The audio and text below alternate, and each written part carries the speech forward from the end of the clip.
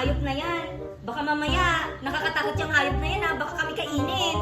Nakakatakot eh. Hindi! Wait lang! Aalisin ko na yung kumot. Oh guys! Aalisin ko na yung kumot. Matakot ah. Hala, ano na naman kaya yan? Sana wag kami kagatin ng Ace. Nakakatakot. Matakot ako. Buksan ko na. 1, 2, 3. Grabe!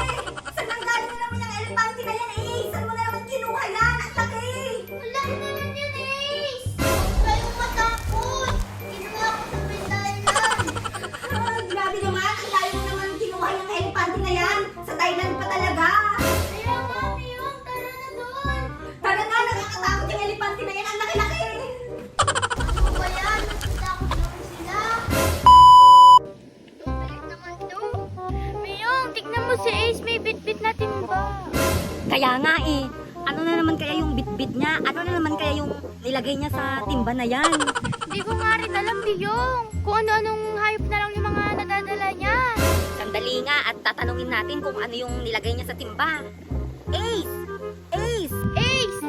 Ace! Bakit niyo ako tinatawag? May tatanungin lang kami sa'yo, Ace. Oo, may tatanungin lang kami sa'yo, Ace. Anong itatanong niyo?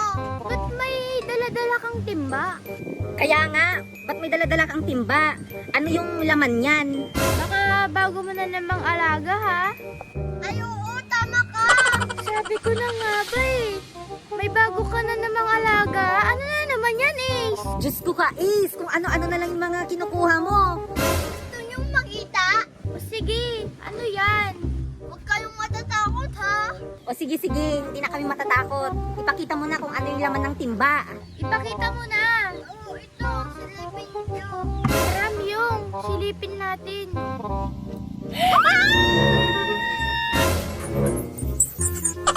Oo! Natatakot na naman kayo.